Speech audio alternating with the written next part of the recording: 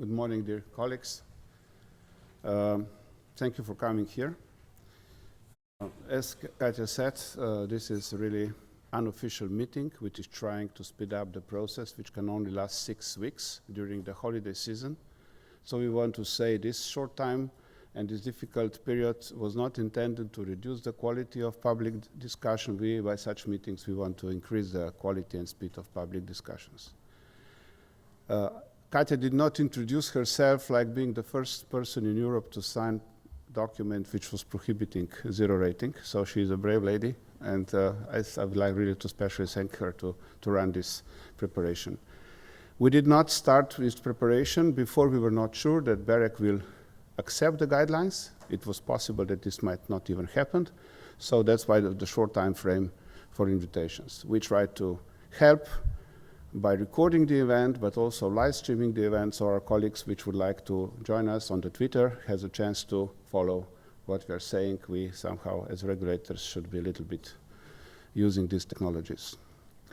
When I read for the first time the word high-quality open internet, it sounded like an impossible thing, but we are more and more believing that it's possible to reach both, that internet will become a highly dependent infrastructure of the future where all the services related to communication and many other things and collaboration and entertainment and traffic will go across the same transport planes. But on the other side, will offer all the necessary openness to protect any discrimination, to keep everybody happy, to really work in the way like we as a democratic society see would be necessary.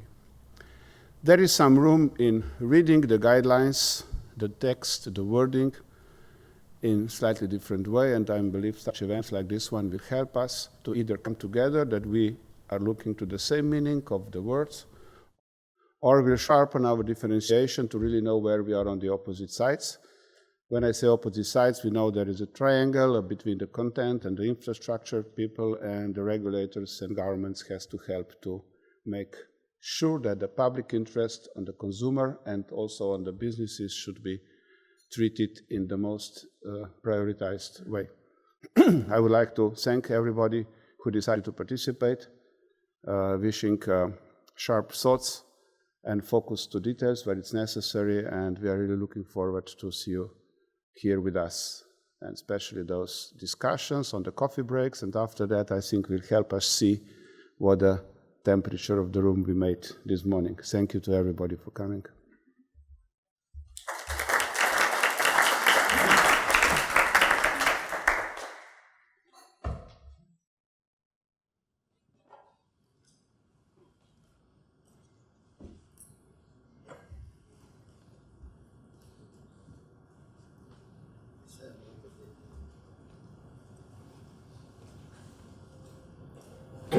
So, I would start to say thank you for inviting me today, and I'm very glad that the AKOS have been capable to pull this.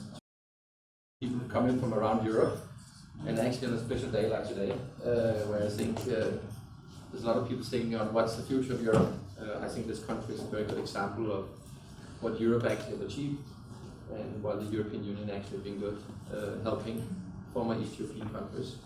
I don't consider the former Yugoslavia like that, but I think they have been able to pull these countries in the right direction. I think we should focus on all the good things. Of course, there's good reason to complain about the European Union in many ways. The network neutrality regulation is a very good example of regulation in my eyes. And just to put it into a perspective, my background is I have for more than 20 years been living of providing operators with information about how the telecom market looks, how does it evolve, and basically my job is to create transparency. I have, of course, strong opinions, but I'm not a hired gun, I'm not a lobbyist or anything. I'm a guy who puts facts on the table and look at facts. Sometimes I have to say to the operators, this is good news. Sometimes I have to say to them, they do a good job. Sometimes I have to say they do a bad job.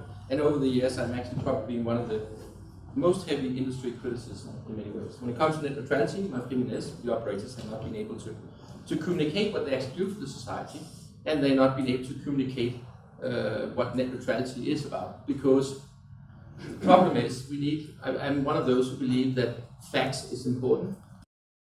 Policy, you have to look at facts, have to look at academic evidence, and that's have a very high value in my world. I don't like policy made on feel good, look good policy, if you can say it like that. We have to look at what's driving the investments in telecommunication markets.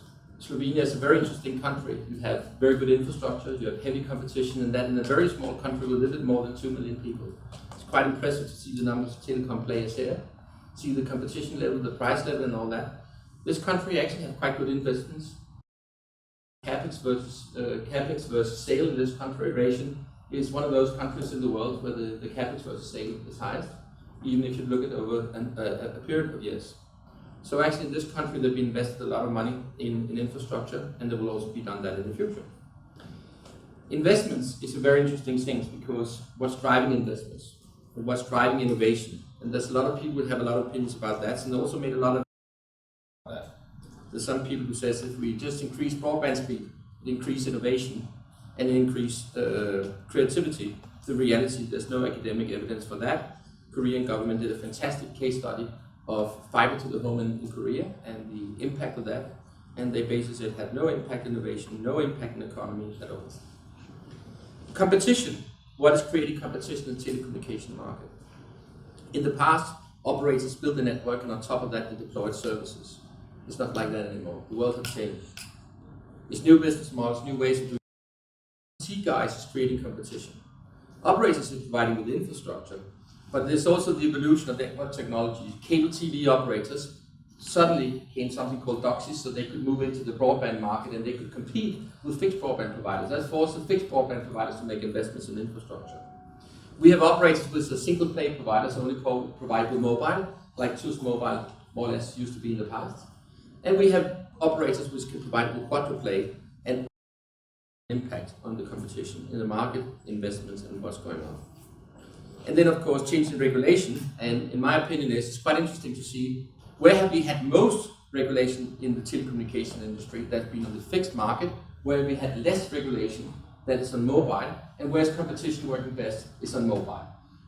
So if you look at the incumbents around Europe, they actually still in a very nice market position, despite the fact they're being put under heavy regulation. Sometimes people have a wrong view of what a network is, because they look like a network which is going from point A to point B. But honestly, it's not a network, it's a networks of networks. And I know there's a PhD student which in London School of Economics did a case study of the Norwegian internet, and actually proved that it was significantly bigger than the Norwegian regulator actually believed. And it's also interesting to say that what is operators, and I think a lot of those people who interfere in the debate about telecommunication and telecom operators, they don't know anything about how a network is built up, which kind of platforms makes a network works. And if we look at the platforms operators have, like an IMS platform, EMS platform, they have policy platforms. Policy platforms actually telling if the customer could make this call at this time or do these things at that time. And all those things is like, the whole debate about net neutrality is only about regulating what we see in the connectivity part, the transportation part. But the reality is the network don't work without the other things. So the question is it possible to make a network work?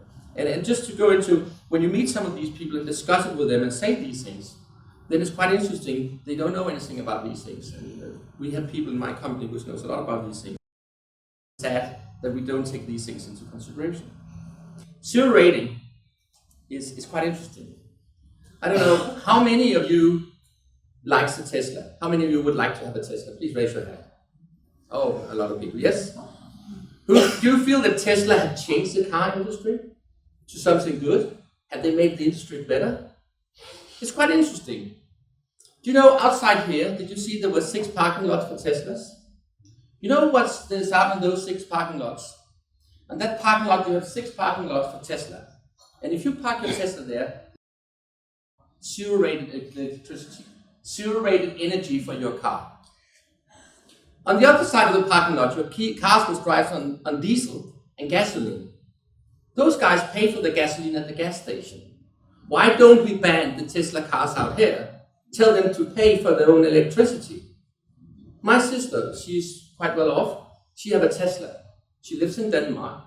This winter she went on ski in Italy. She was driving all the way through Europe, down to Italy and back again, charging her car for free. Her fuel cost of going on ski in Italy from Denmark to Italy was 0. Because if you buy a Tesla, you get free electricity. So why don't we ban Tesla cars? The reality is, actually, if you market and sell energy, there's more freedom than if you market and sell telecommunication. Take an example.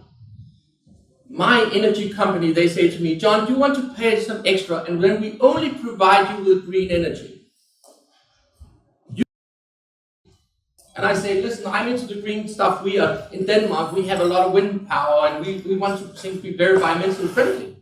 So I pay a premium for my electricity to get green energy. But the reality is that power company I'm buying my power from, 51% of the energy they're selling to their customers is produced by fossil things like coal and coal mainly, 13% by nature gas, 8% by wind, 4% by biomass and bio stuff, and about 1% by oil, and 23% by nuclear power. Listen, I don't like nuclear power. But they put nuclear power and they put fossil electricity in my power plugs because they cannot guarantee me that I get free energy 24/7, 365. So if I'm an energy company, I have more freedom in market and sales if I'm selling telecommunication. I think we have to look at that. So put it into that perspective. This is about innovation. Tesla is innovating the car industry. Zero rating is a part of innovating things. It's a business model. We have it in many ways. Tesla have it. Media companies have it. Free news, free stories on the internet. You can also pay for stories, but there's an innovative business model. And honestly, there is people which basically support, companies like Google who don't like these. They are actually sponsoring internet activists, sorry, Thomas, but basically those guys as funded by, or those organizations is funded by companies like Google. And we can go into the numbers. We can see that Google and the people behind them is putting money in to save the internet, access, engines, the Stanford Center of Internet Society, the Berkman Center at Howard, the Free Press, Public Knowledge, and so on, and the Ford Foundation, which one of the key investors in Google, have put more than 50 million different kind of internet activist groups, what they're doing. So basically, the money we look here is actually generating computer-generated complaints. And honestly, Thomas, I think you're a nice guy, but I don't like a website which sends 34,830 computer-generated complaints to regulators across Europe. I actually think this have a negative impact on the regulators. It had a negative impact of how we look at an objective, independent regulator.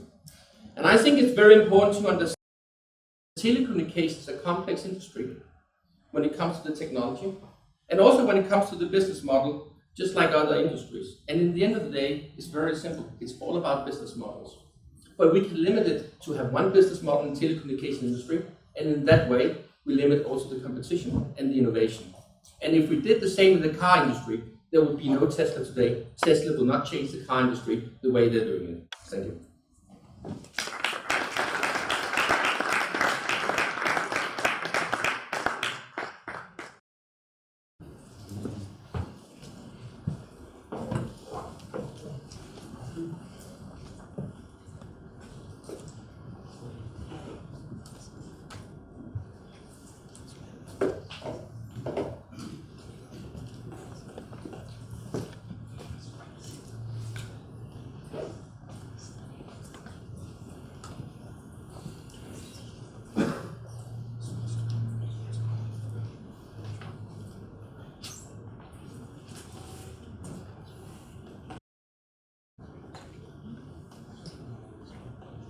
Good morning. Excellent. Well, thank you. It's really an honor to be here today. My name is Rosalind Layton. I'm from Aalborg University in Denmark. And I've been fortunate to be part of Denmark's Innovation Fund for the last 3 years to do an empirical assessment of the net neutrality rules around the world. If you're all familiar with this famous article by Tim Wu talking about the need for net neutrality to create a neutral platform for innovation. We now have rules in Europe specifically designed to guarantee the engine of innovation. So as a policy researcher, my job is to test the rules around the world and to see which countries deliver on the policies that they make. I have some wonderful teachers. Bengt Åke Landval, he is an economist, he invented the term the learning economy, one of the leading scholars of innovation. National Innovation System is one of their, one of his, William Melody, one of the world's leading regulatory economists. I also have part of my advisory team is with MIT in the United States. I have advisors in Denmark and Norway as well. So my hope today was just to share with you some of my research to help you think about these issues and how if we have adopted this policy, how do we know that it works? Here we are with 50 countries with net neutrality rules. Never had less internet freedom. There's something strange going on. Why should it be that we're making more and more rules for an open internet and yet internet freedom is declining? So we can see that net neutrality rules are made in three ways. They are made with soft rules and hard rules, but you can put them into sort of three buckets. Soft law approaches, which were first tried in the Nordics, in the UK, Switzerland, quite successful, have been around since 2009, very little violation on record. In fact, the closest to what focusing on user rights. But for the most part, most of the countries have decided to make net neutrality rules through legislation, through the will of the people. That is what has happened in the EU. Last year, Europeans decided to make a law. Slovenia as well did this, as Netherlands in 2012. Then you have the regulatory approach. Only the US and Canada take that approach. That's where the telecom regulator sort of devolves existing regulation to create net neutrality rules. Extremely risky approach. It could be changed by one commissioner. It's political between 3-2 Republicans versus Democrats. In hard rule countries, there's lots of litigation. And it's understandable. There's price controls, bans on technology, and so on. So there are different approaches to how this is done, and also the provisions. So here we have, what did Tim Wu talk about? He was talking about a design principle, the last mile, the rights of users. He also talked about operators, what they own. And he said we shouldn't have to make hard rules unless they're absolutely necessary.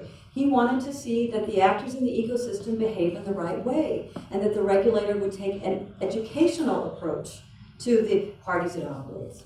Now, what has happened if we look at the United States? I know the EU and the US want to compete as to who has the harder rules. That would be an interesting discussion. But compared to what Tim Wu talked about, what has the US adopted, also similarly in Europe? We're looking not just at the last mile, we look at interconnection. The user rights, the focus is instead on prohibitions and punishments, blocking, throttling, banning technologies, unreasonable conduct standard, transparency, privacy, no limiting principle. This is not recognizable from what Tim Wu talked about. Now, interesting discussion. I think it's very significant for a telecom regulator. I know that we're all inspired by President Obama. Wonderful to see that.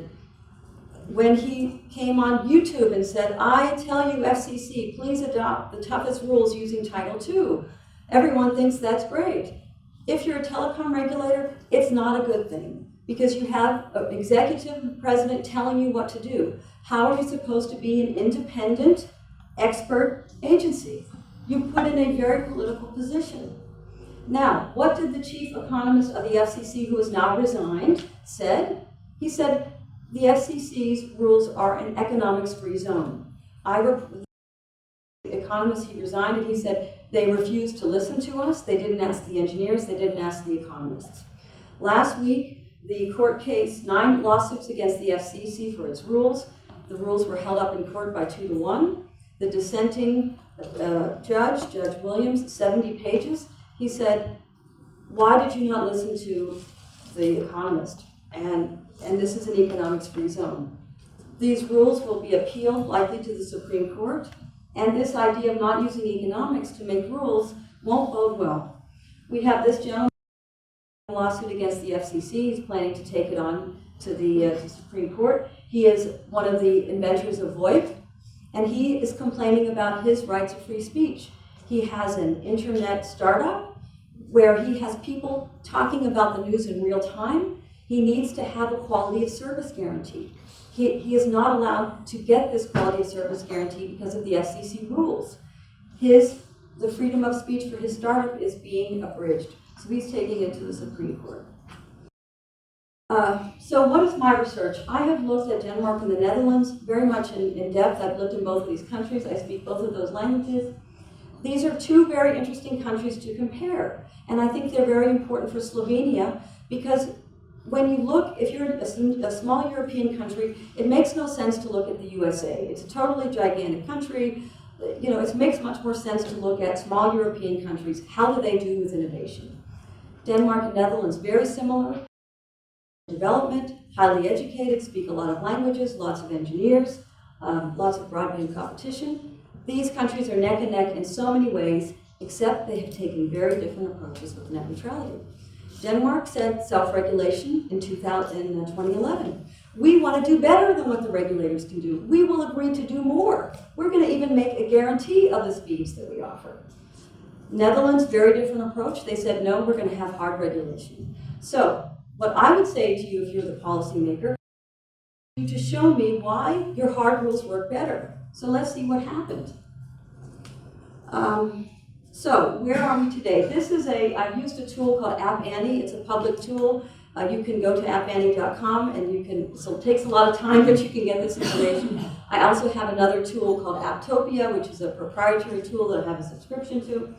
My teammates and I. So we have added up all of the apps that are used in Denmark and the Netherlands from this file, where we're focusing on the top 250 apps in each economy, which it will cover about 90% of the mobile app activity. What do we see? That over time, the countries who make hard rules in net neutrality, I'm taking out US because this is just from last year, they make the least amount of apps. They export the least amount of apps. The countries that make soft rules and the countries with no rules have very high level, USA as we know. Really telling is Denmark and Netherlands have a different approach. So for example, we look at back when the rules were adopted, since that time, Danish apps do better in Denmark. They have more traffic, they make more money, they're exported to other countries.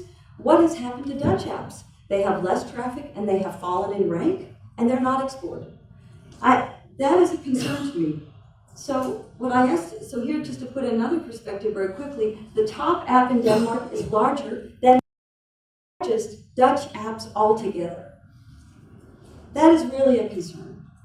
And this company is a video game company. It was founded after the Danish net neutrality rules.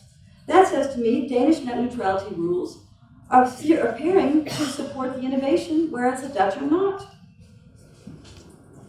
So, now, what does this mean? The Netherlands doesn't have killer apps. They are missing out on the category leaders. So what is the total amongst the two countries? Now, what's the difference between Denmark and the Netherlands? Denmark allows partnerships. It allows the different parts of the app economy to work together. Startups can work with telcos, they can work with content companies. They find ways to take Danish content and distribute it. What happens in the Netherlands? Startups are not allowed to work with telcos. Telcos are not allowed to work with media companies. So you deprive the ecosystem of the complementary assets it needs to work together. I would like to say what's happened in Slovenia. Now, I find it very interesting that if you look at the apps you had in 2012, this is of June of 2012, the Slovenian apps have declined by half and the rank has fallen by 1/3. So I would say, what's happening here? You have operators who are investing, they have capital, they have knowledge, they have networks. Why aren't Slovenian startups working more with them? What's happening here? These hard net neutrality rules in Slovenia should be working. Anyway, I'm wrapping up here. I have one other piece of research. You can find it on the internet. I've looked at the zero rating policies. We have people who are saying zero rating is a bad thing, that if you zero rate, that you're going to win the market share, that your service will win. That is not what I see in the data. I see that the companies who've tried zero rating, they've lost market share, their rank has fallen, and also I see even with zero rating in the Slovenian economy, new apps are coming out. So in fact, the things that were zero rating had such low traffic that they almost are impossible to measure. So for example, these websites and cloud and so on, they're so tiny. So it would say to me, by having Slovenian content zero rated, it seems like you should want to do that. It seems to me in Europe and the digital agenda, they want European content. We want European content, Slovenian. Why shouldn't all Slovenian content be free? Wouldn't that be supporting Slovenia?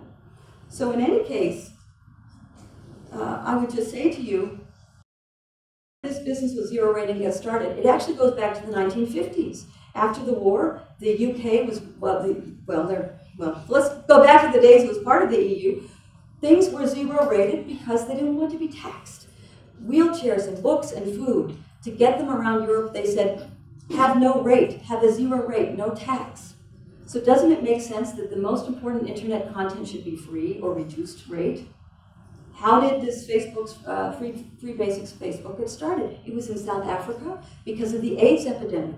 Vodacom, the large operator, started to put AIDS on the website because the South African government refused. They wouldn't help the poor people of Africa get AIDS information. So this started by a social entrepreneur, Gustav Prochhild, worked with Vodacom, and that's how they got this idea for Free Basics. Now in the USA, even though there's no ban against zero rating, but the African American, Black community, Hispanic community, they're saying we're poor. The 40% of the mobile bill is advertising. We shouldn't have to pay for that. We want the option to have free data. And so I would say it's very important constituency. As we mentioned, President Obama, they want to make free data to be protected and promoted. And so what I would say, the rules that we've adopted in the EU and the US, they're not good for technology. If we're banning technology, that means we can't improve video games. We can't improve services for the deaf and blind. We can't do telemedicine because we need these quality of service type technologies. China, South Korea, Japan, they don't have these bans. They already make more money than the EU and the US, and they will go forward using those technologies to make their apps. And here's my last slide. What kind of apps are we going to use in the future? They're not going to be made in EU and they're not made in USA, they're made in China. China has just bought the largest video game company. It's based in Finland, Supercell. They'll buy more game companies, and our apps will start looking like Chinese apps. If you want to see, here's a maybe we think is fine. How about a Chinese app? It's all in one. They don't have one app for WhatsApp, one for Spotify, and one for shopping. It's all in one place. They learned it better than we did, and they can give us guarantees. They can do those other things. So I would say we've adopted the rules to put us behind.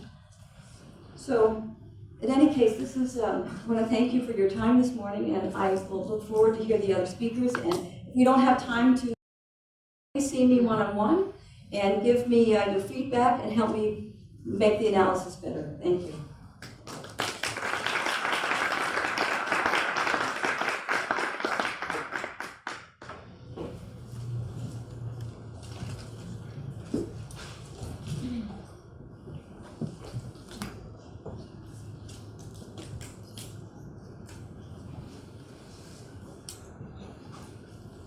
Good morning.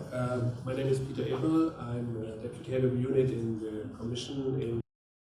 I've been involved in this net neutrality legislation from the beginning, from the proposals through the negotiations, and now cooperation with the BEREC on the guidelines. Well, I think today is quite a bad day for Europe after the vote in the UK and the stepping down of the Prime Minister, but I think we will focus here on net neutrality. I will react to some of the statements which have been said, and I think it's probably more interesting than if I were to give a presentation on what I prepared. The first point which was raised was the United States and Europe. Rosalind correctly said in the US you have a regulatory approach and in Europe you have a legislative approach. And we think that is a huge advantage in terms of legal certainty, in terms of investment, in terms of rights for citizens, and then in the United States, because normally our regulation will not be appealed. And whereas in the US we have these legal uncertainties, everybody was waiting until last week. And now people may have to wait again until if it goes to the Supreme Court. The Supreme Court takes a decision on that. What is important for companies, both apps and also for end users, is that in Europe you have a right to distribute and access the content of your choice, which is directly applicable. In the United States you have rather a self-binding enforcement guidelines for the FCC.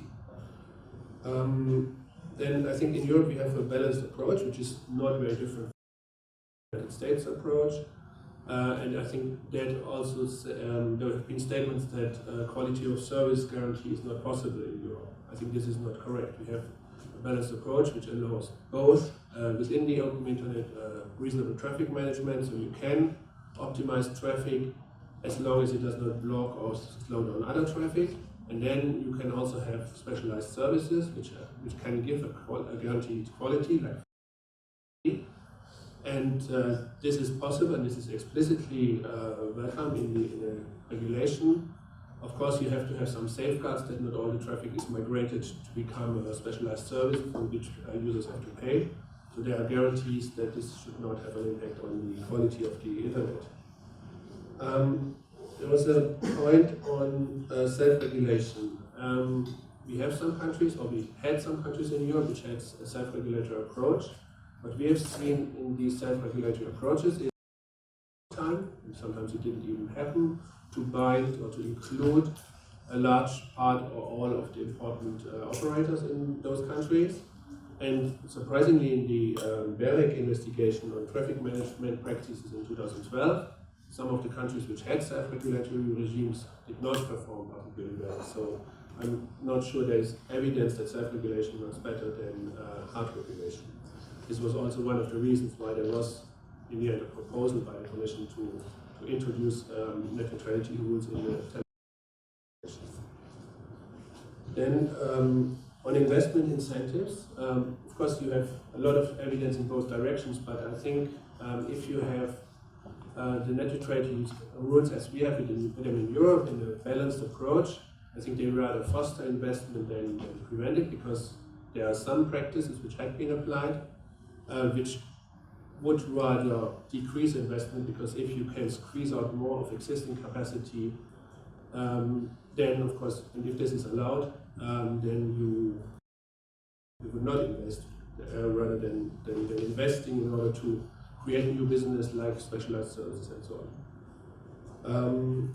Finally, on zero rating, it is not correct that it is banned in Europe. It is explicitly allowed as long as it does not undermine the rights of the end users. And therefore, I think also there we have taken a balanced approach which enables commercial practices. And but of course there are limits to that, and the reasons for net neutrality regulation, which is probably different from a Tesla or from the car industry, or it's different from the energy industry, is that we have a sector-specific regulation on net neutrality, so on equal treatment of traffic in the internet, because there are concerns which don't exist in the car industry or in the energy industry. It's about freedom of speech, it's about freedom of expression, about the internet as a kind of platform for innovative services. And this, I think, is not the case in the energy industry. So I think there are good reasons why there are limits to the use of such commercial practices. Thank you.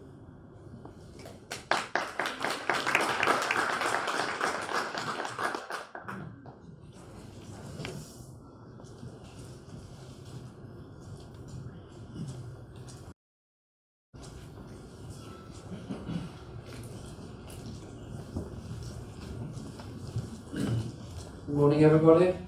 Thanks for the invitation from AKOS to participate in this interesting discussion. My name is Frode Sorensen. I represent the Norwegian regulator. I'm also one of the two co-chairs of the Network Neutrality Working Group.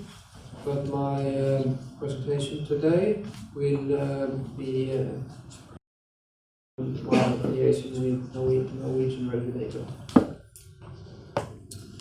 In my first intervention, I will focus on similarities between net neutrality and zero rating in general, and then I will say a few words about how zero rating is described or handled by the European net neutrality regulation. Net neutrality should ensure that users are able to control how they use their own access. So we're speaking about the internet in that case. And in the technical session later today, we'll discuss further about the distinction between internet and other types of electronic communication. When net neutrality is applied in general to users on the internet, an open platform for all types of communication and content distribution is achieved. This fundamental characteristic is as being application agnostic, which means that any application running on the user's equipment will receive the same treatment when the traffic is transmitted into the network, that is the internet. This is also referred to as the end-to-end principle, where applications are running in endpoints connected to the internet without needing specific adaptation. The application layer is thereby decoupled from the underlying network layer, and this facilitates innovation without permission, whereby a large number of innovative newcomers face low entry barriers when they are developing applications and deploying their applications on the internet. In the later years, we have observed that challenges to net neutrality have blocking of traffic over to zero rating of applications. In other words, some ISPs are moving from a technical discrimination over to an economic discrimination of traffic, where some traffic is cheaper or free to transmit over the network than other traffic. NCOM is of the view that product differentiation of internet access services should be based on different speeds or different volumes. These volumes should thereby be independent of the application used by the end user. If specific applications were exempted from the data cap, the data volume would not be application agnostic anymore. Even though traffic may not be prioritized, from a technical point of view, end users would be incentivized to select specific applications steered by the providers on their agreements with content application providers or their own priorities. Thereby, small providers, non-commercial providers or startups will typically not receive the same advantage. This will harm the end user's free choice and freedom of speech. To be able to use zero rating, application providers engage with ISPs around the world, which would not be manageable for smaller providers. Therefore, zero rating would raise entry barriers for startups, and this is of particular concern for Europe, for European applications providers, which compete with the larger US-based application providers in the market today. Zero rating is a serious obstacle to innovation without permission. Then turning to the European neutrality and how it handles zero rating. Regarding commercial practices, BEREC's guidelines follow the premises provided by the lawmakers of the regulation. Lawmakers didn't give a clear yes or no for such practices. Instead, the regulation suggested different criteria for an array's assessment.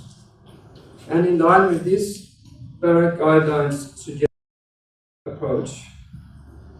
Under this approach, of course, national regulation will in the future to some extent vary across Europe, so BEREC's guidelines are not able to provide the same regulatory certainty as they are in other areas. We can divide these different types of practices into 3 types. The simplest type is the ordinary bundle, which we've had in the market for a long time, where the content itself is provided for free. Level is differentiated pricing of transmission of this content over the network. And zero rating is a particular type of such a practice where this transmission is for free. And as the guidelines suggest, this would have to be assessed on a case-by-case basis. And finally, we have the third and strongest level related to net neutrality, where we have differentiated quality of the transmission of the content on the network, which is prohibited regarding transmission over the internet.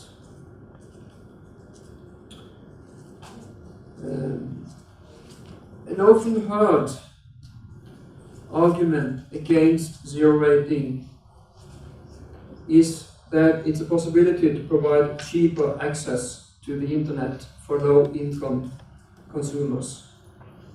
But the alternative here is not the absence of an offer.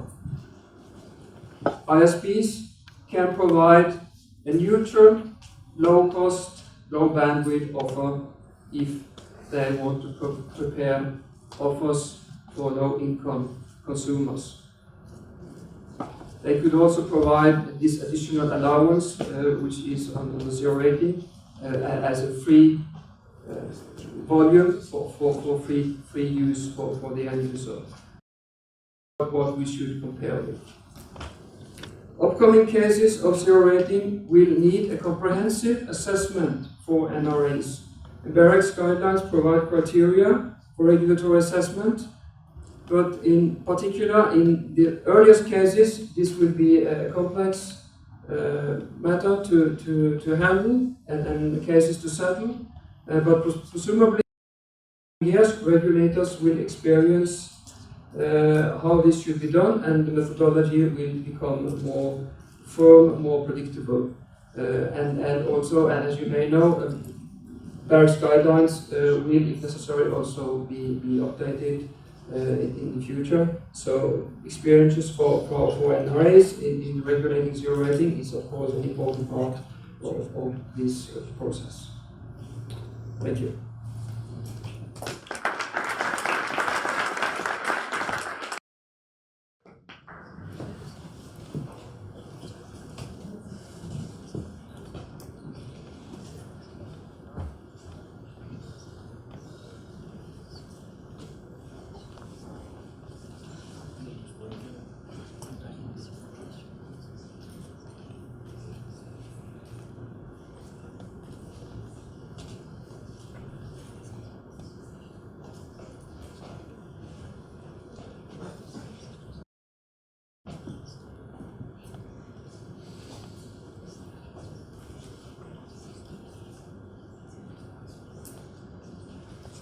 Okay, thank you. My name is Marko Andžić. Today I will be representing the telecom industry of Slovenia, joined in the section of electronic communications operator sections inside the Chamber of Commerce and Industry in Slovenia. First of all, I would like to thank AKOS, especially KTECMET, for organizing such an event. I believe it's enormously helpful to see all the different aspects about the topic as net neutrality, which is becoming more and more, which was a buzzword, is now coming to a quite hard reality. So I will first focus on the situation in Slovenia. You all know that we were the second EU country with these hard rules implemented on the net neutrality. A bit broader. When should regulation happen? It should represent the remedy to reduce market failures, and then of course to make the future concept sustainable, also for the growth and for the development of the industry. So what happened in Slovenia end of 2012? the Electronic Communication Act was accepted by the Parliament with its 203rd clause about we were, as already said, the second country in the EU with such a solution. We are rarely one of the first in the EU, we were second in this case. So why did this happen? Well, were there any market failures? Were we blocking Skype, maybe WhatsApp or something? Was there inclusive and transparent in-depth discussions? Was the impact assessment done in such legislation? I would clearly say no, and I will be happy that somebody will say because then the debate can start. So, maybe we were involved. So, and what was also the not very perfect situation, or at least we were not happy with it, and I talked with all the stakeholders, nobody was really happy at the end with it. So, could everybody understand the scope of the 203rd clause communications? I believe not. So, I already mentioned, was there any inconsistency before? I didn't see it. Was there any inconsistency with the practices that followed the implementation of the law in January 2013? 2013, sorry. So, now let me turn on to the zero rating practices that were in place in 2013. And let me go back to the law. The closest paragraph, which was relating to the zero rating in Slovenian Electronic Communication Act, was struck out by the Parliament prior to its implementation, prior to its final adoption. And also, it is a valid sixth paragraph, which is saying that the agency may issue a general act for implementation of the provisions of the relevant paragraphs of the article. Nothing of that happened. We didn't see a general act. Why I'm emphasizing this one is because it was a reality. The marketing came to me also, I guess also for the other colleagues, and asked me, Marco, we are thinking about zero rating product, which will help Slovenian startup company. Is something wrong with it? Because you preach so much about net neutrality, what we can do and what we can't do. I said, look guys, first of all, the closest paragraph which would be prohibiting was struck out by the Parliament. I see the clear intention by the legislature, by the Parliament, which is approving the law. So this is not wrong, or there is nothing against zero rating. And of course, absolutely the regulator will do a general act about the implementation of the law and what law is actually meaning. Why this would be so important? Because there would be a public consultation and we could all discuss. And if the regulator or the public discussion will go that there is something wrong with the zero rating, and we wouldn't implement such zero rating products.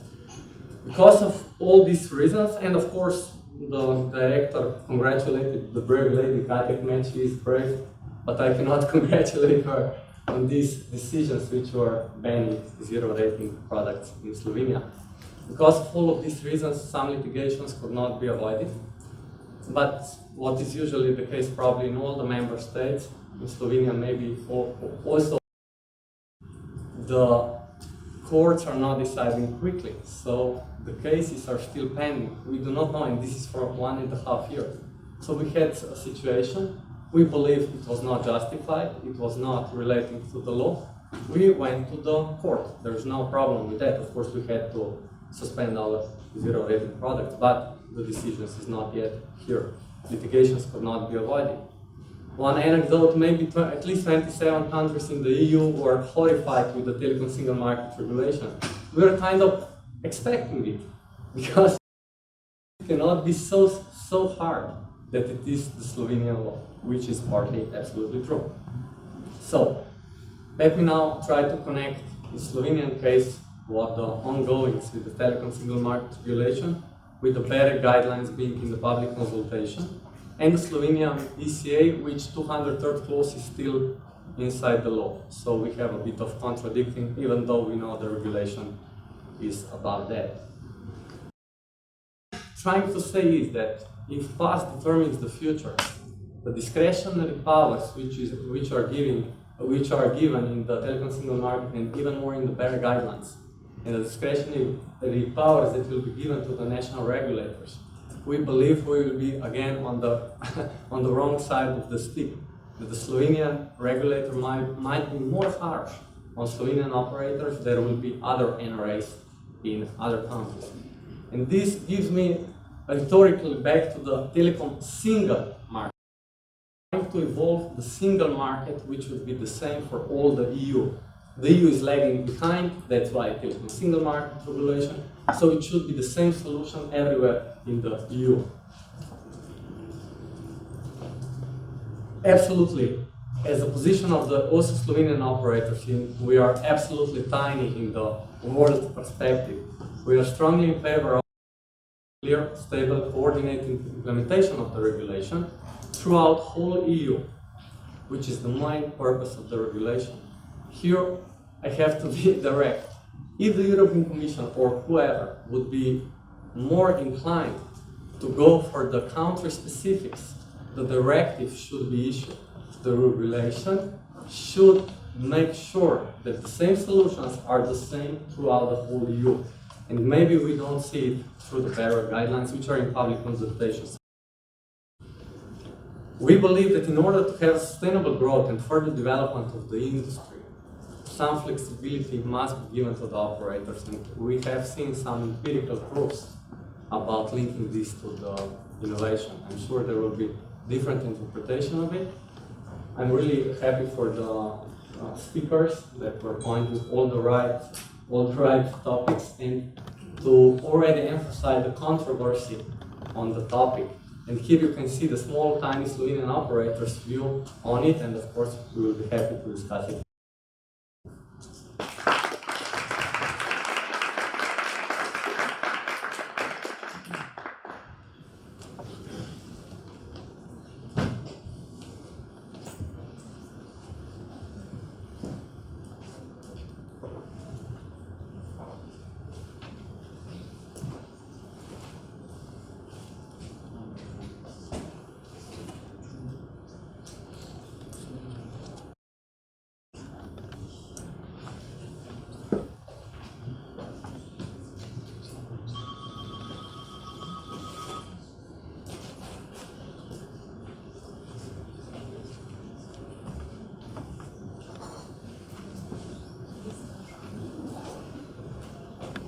Thank you.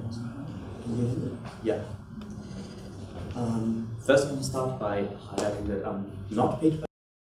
I've been doing this work for over 7 years, and you can go back. I've been on the record publicly stating my position on net neutrality back in 2012, and I can assure you it hasn't changed.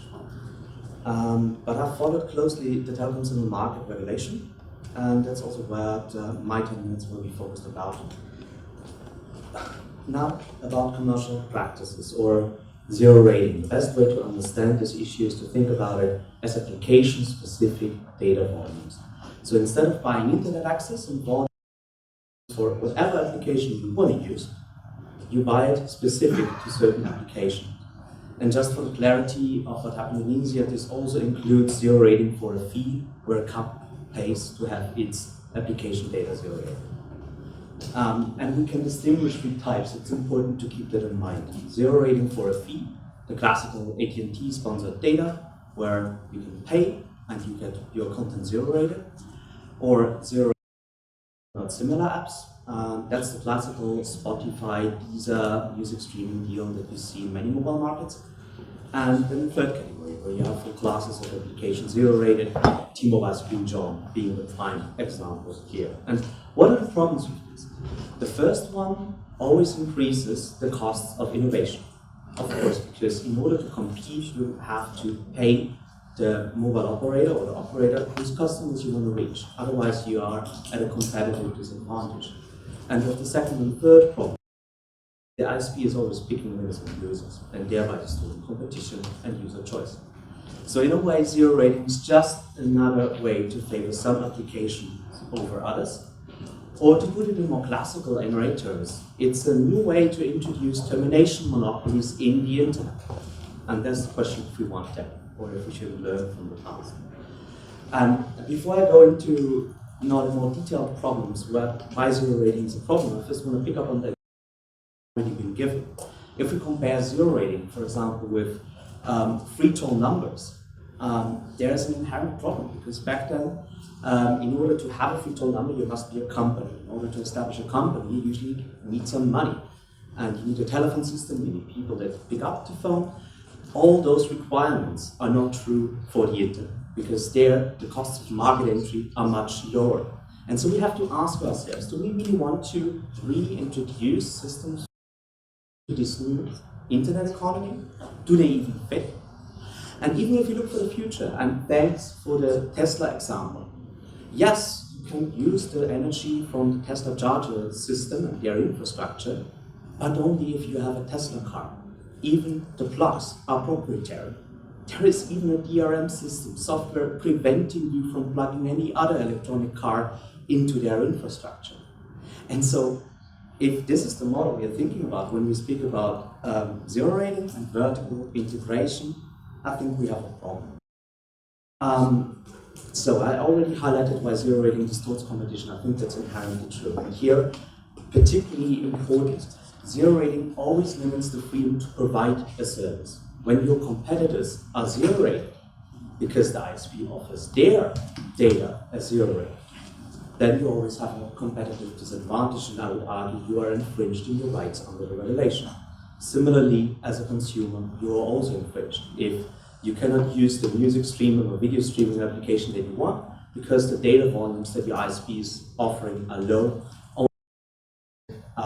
Volume that you can buy is the application-specific volume allows you to do more than just watch 5 minutes of video every day. And we now have examples from Slovenia and from the Netherlands where magically overnight the data caps have doubled after zero rating was prohibited, which brings me to the next point where zero rating perpetuates low data volumes. So even in the long run, if we look at the internet ecosystem as a whole, it's questionable whether this is good. Discrimination, although here we have solid provisions in the draft guidelines, paragraph 38, and of course it's harmful for the long term. And the rest of this will focus solely on the regulation and the guidelines, because I think really the time for political discussion is over. We have a law in Europe that BEREC has to oblige to. Let's look at the legal text, because we have a democratic consensus. We should build upon that. The regulation can be read in various ways, but I think we should create a common understanding about the text, and not a common understanding about what other ideologies we might have. So we have a solid restriction in Article 3.2 on all commercial practices. And here I don't agree with Peter Eberl. Maybe you're speaking for the Commission, but I don't think you're speaking for all three legislators on that point. In our reading, the regulation clearly prohibits zero rating with Article 3.2. It establishes that no commercial practice should limit the rights of end users that are given in Article 3.1. In Article 3.1, we find basically two rights: the right to access applications and to distribute them. And that, of course, links to consumers and producers, CAPs. It's important to keep that in mind. Particularly application-specific data volumes limit the right of CAPs to provide service. There should be no question about it.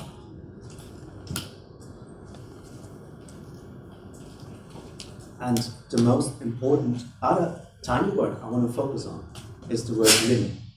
Because what BEREC does in the guidelines, they basically equate this word limit with other terms from recital 7. That doesn't actually fit here, because the word limit can be read in many ways. You don't have to use recital 7. I'll come back to that.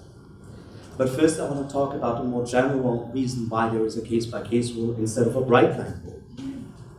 So as you know, there is no clear prohibition on zero rating. We instead have a case-by-case rule. So every case is evaluated by the NRA independently, and as Frode already highlighted, will have big problems when we know years of regulatory practice before we know what this actually means.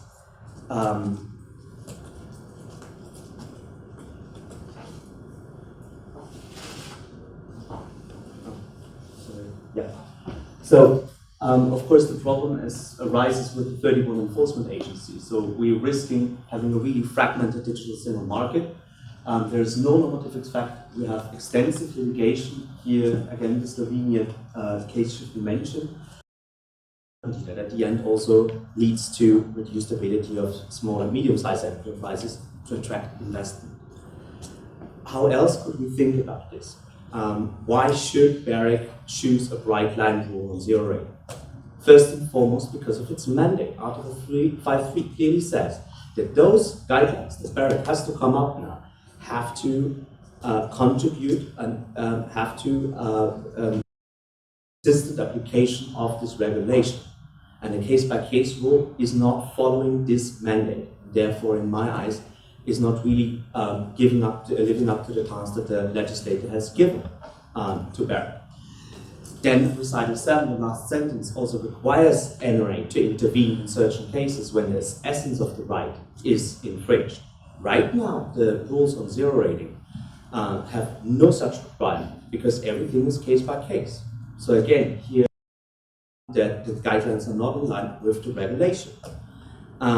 Then, of course, the goal, the recital 1 of the regulation clearly says that the aim is to protect end users and to guarantee a continued function of the internet ecosystem. Both are not fulfilled right now. We neither have solid protections, nor is anything guaranteed in terms of commercial practices and commercial discrimination. So if BEREC decides to come up with a bright line rule, how would they do that legally? Of course, there is a strong mandate which gives them the power to ensure the rights of end users in Article 3. And therefore, there is no question in my eyes that NRAs have the power to act. The Dutch legislator has followed that reading, so it's not just the civil society, it's the whole country that thinks that way. So I think there is room for debate on that point. And first and foremost, I know that this has been used within BEREC as an argument, that recital 7 hints at a case-by-case rule. Closely. In our eyes, it does not really. Recital 7 only says that NRAs should be empowered to intervene in material cases and should be required to intervene when the essence of the right is infringed. So what this really does is provide a floor for regulatory intervention, like a minimum baseline, but it's not a ceiling. It is not the maximum of scope that the NRA could go to. Thank you. I just want to also come back to, yeah, I think that's everything. Thank you.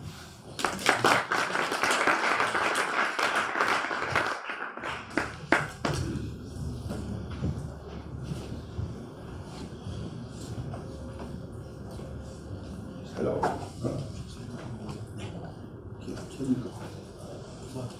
Okay. Can you hear me? Okay. Hello. I come from Internet Society. I'm based in Slovenia for a global organization. And I'm glad that AKOS invited me here. And special thanks to Katja and Luban and everybody else to organize this meeting. I think it's good that we have a debate, right? That we discuss these things. And this is the first time in history that I will not have the PowerPoint. And this is the first time in history that I made some notes. Because I wanted to make my presentation as a response to what we have seen and heard before. And I would like to start with from the beginning what I have here. So we heard about Tesla and zero rating, right? How much more do we pay for the car when we buy it?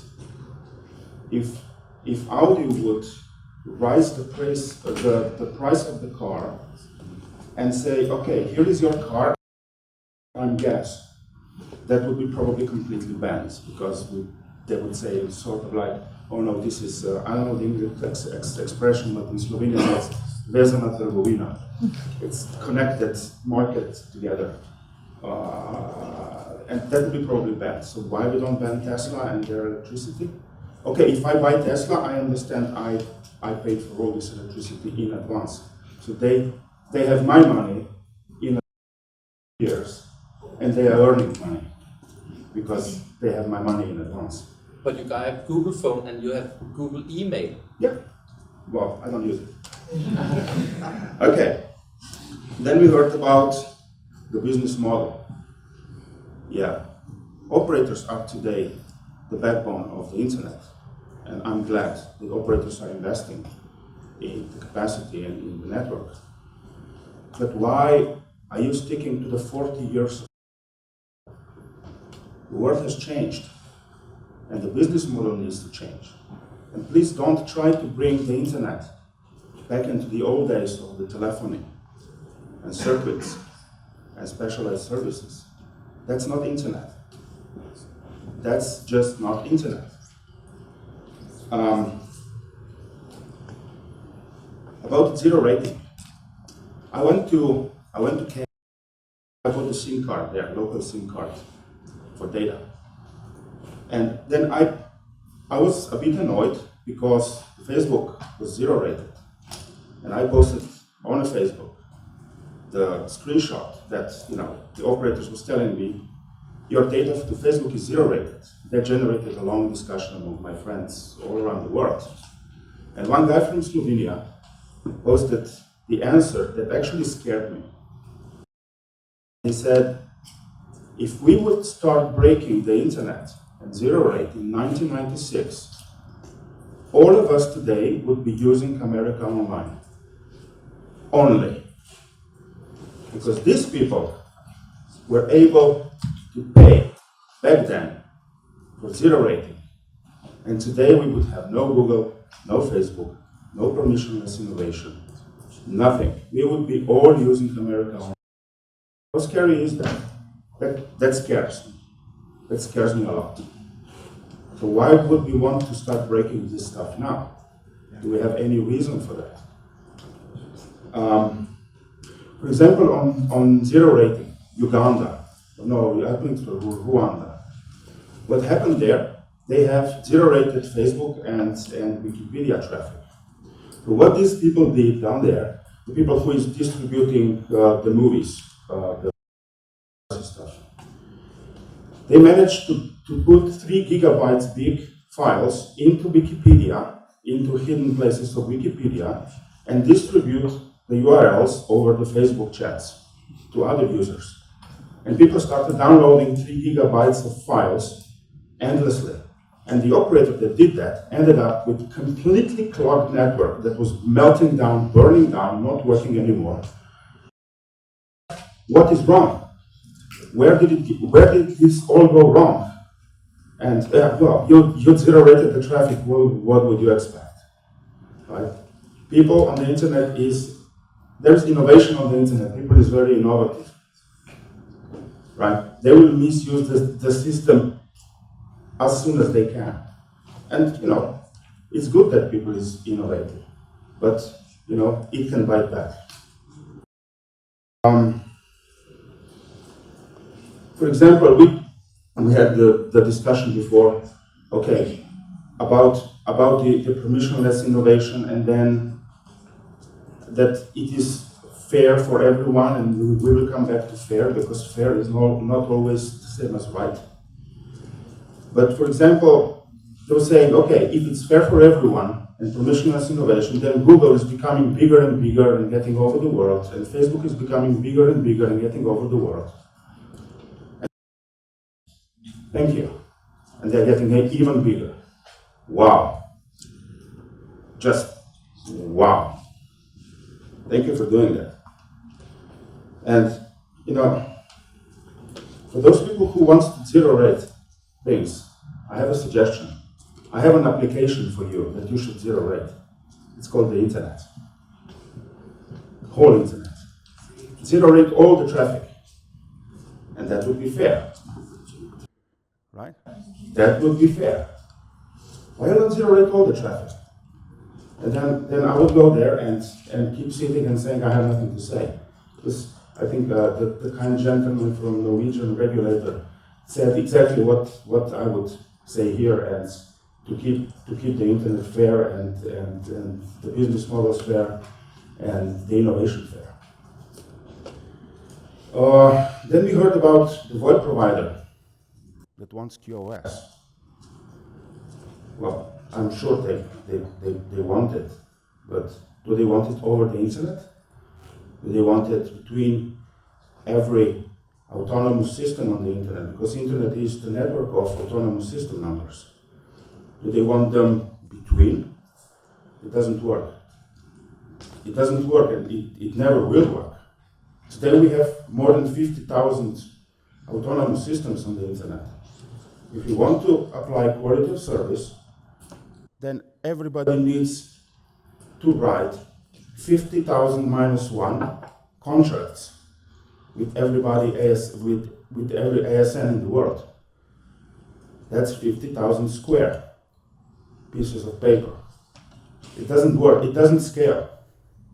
And even though they start doing the paperwork, everybody would start putting traffic on the highest priority queue just because they can. It's about painting the packets.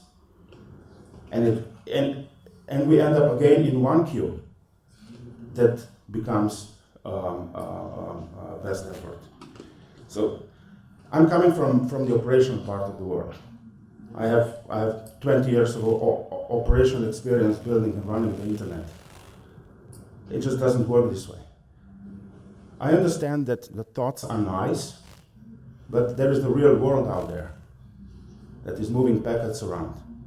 Don't break it. Yeah, we also heard about why did we have to implement the network neutrality law here in Slovenia? Because nothing was wrong. It was wrong. People was zero rating Deezer, people was zero rating, starting to zero rate many things. Sorry, after the law. Well, nearly there. So I think it was a good thing that happened. And then we heard about the telecom single market. I think the idea is nice. Me as a user, I love the idea of no roaming charges and going around. And I think this is really a great idea. But do we have a mechanism that will prevent what happened in America? What we have today in America, we have 3, 4, 5 huge, humongous operators: Comcast, Verizon, TWC, that are ruling the market. They're just, they're talking to each other. They wanted, even Comcast wanted to buy TWC. Will that happen in Europe? Will every small operator just be pushed out of the game? How do we prevent this stuff from happening? Because telecom single market allows that. And this is my question, right? Or do we want 3 or 4 or 5 huge operators ruling the market in Europe? And I'm coming from the operators world. And my message to the operators is that network neutrality is protecting operators from themselves. Because, the internet became a source of income for the operators. Because all the services moved to IP. There is a reason why services moved from ITU-defined transports to IP, because it works. Please don't break it. There are reasons why IP works. Please don't break it. And network neutrality is protecting from you. Thank you.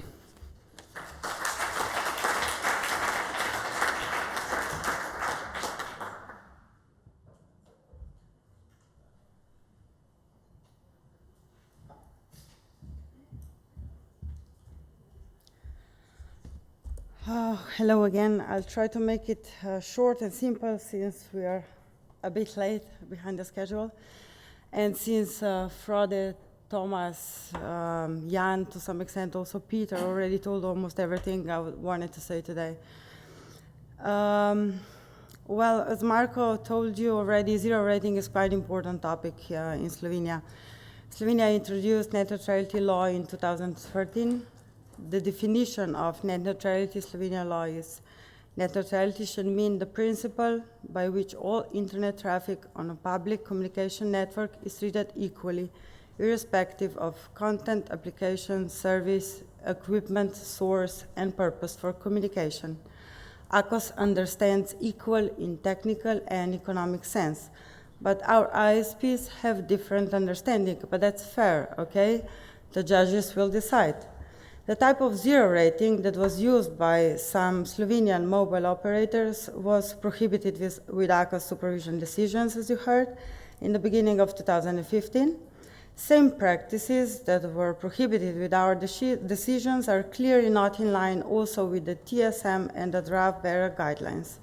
Technical discrimination between the traffic when all non-zero rated traffic is blocked after the data cap is reached is not allowed. But from AKOS's point of view, the majority types of zero rating practices cause market distortion. Zero rating has a bad influence on competition especially, but not only between content providers. It is bad also for small operators who can usually not afford it. But especially it has a bad influence for the end user's chance to choose and use the services they would like. Paying more for access to one content on the internet than for another is, in our opinion, simply not neutral. John, with your Tesla case, I agree with Jan that Tesla for sure charges at least a bit of this electricity they will spend already in the car price.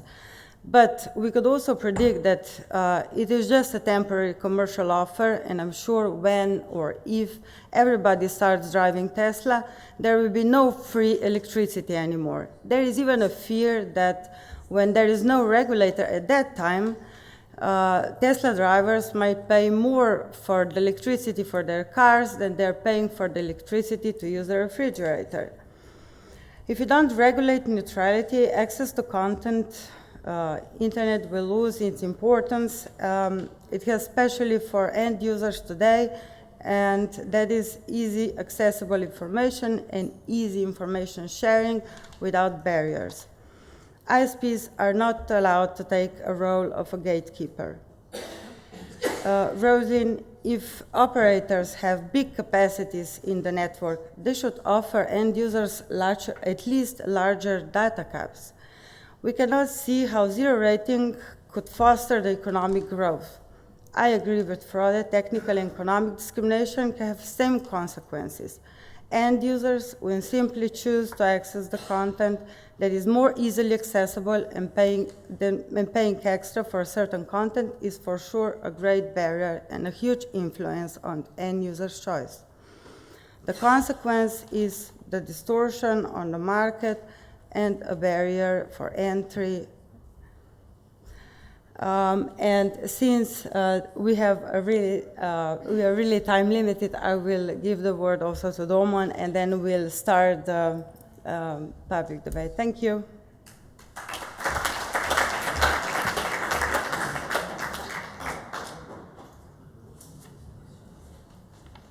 Hello, last but not least. I'm coming from the internet. So I'm just going to make this short. There has been so much said today about net neutrality being a thing about telecoms, a thing about industry, a thing about business and business practices. I'm here to tell you that net neutrality is not related to that directly. Net neutrality is about access to information, it's about freedom of expression, and it's about open internet for everybody. I understand that there are some people, there are some interest groups who want to shape the internet by its own liking, but we as a civil society, as users, as companies who use this infrastructure to produce and to express, we mustn't allow that. Zero rating is one of the worst thing that can happen to the internet, that is already happening to the internet, and we should request or we should require from the regulators to actively and very effectively sanction it. I find it interesting that the telecom industry, that the researchers in favor of the telecom industry are using Tesla as an example of a good practice, or as something that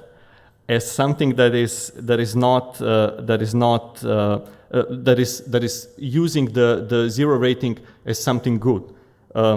Tesla, when I tweeted about Tesla not charging for the electricity, I got back several tweets saying that electricity that is being used with Tesla models is already charged is already priced in the price of the model. So keeping it short, I would just like to emphasize that zero rating must fall, that this is not something that the internet was based upon, and that we should require the regulators to act swiftly and to develop effective means of regulating it effectively and not dragging these violations on for too long. Thank you.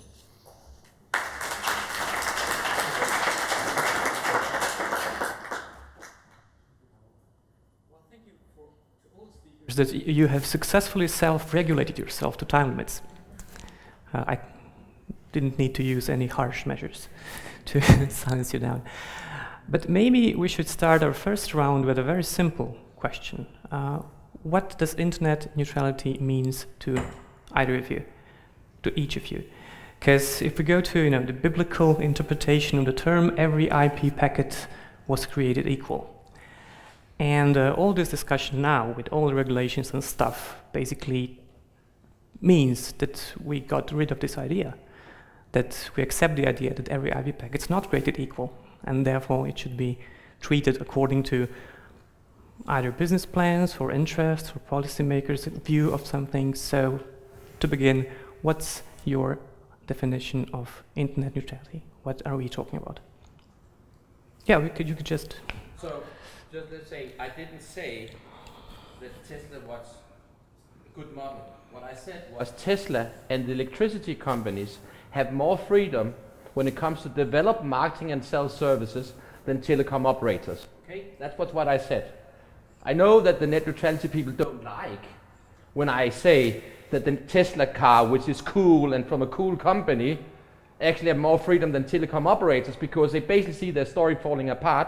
And honestly, just to say it like that, for me, when we talk about a free internet, when I made my opinion about this, I look at facts, I look at evidence. And honestly, the only person in this panel which have put academic facts on the table today and prove what's happened when net neutrality comes in place in countries like Slovenia and the Netherlands is actually Rustin. The other people have talked about things how it is. None of them have been able to provide with any academic evidence.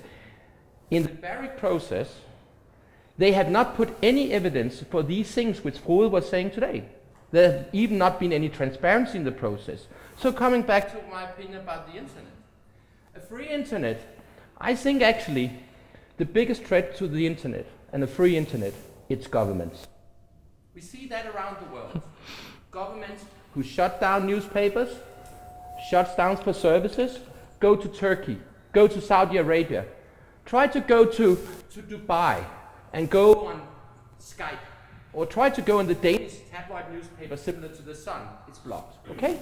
So the problem is not telecom operators, it is governments. Telecom operators provide with transparency reports.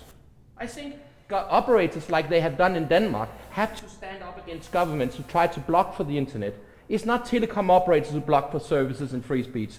So the most important for me is to say, who is creating the problems for free speech in this world? Is that telecom operators or is it governments? Do we believe that the American government and FCC, a sister organization to NSA, is a guarantee for a free internet? Do we believe in free internet rules which have been created by the president and not been put up for a referendum in the Senate in America is fair rules? Sorry to say it, I grew up during the Cold War, and I just want to tell you one thing. When the wall went down in '89, I remember that in details, and I went to a lot of these countries before the wall went down. When the wall went down, those countries, the people was living there, was not living in paradise. They didn't have the fantastic infrastructure. They only had one telecom operator, okay? And they only had one service. They only had maybe 1 or 2 cars, okay? In East Germany, you got Trabi, yeah? Here you had a Yugo, yeah?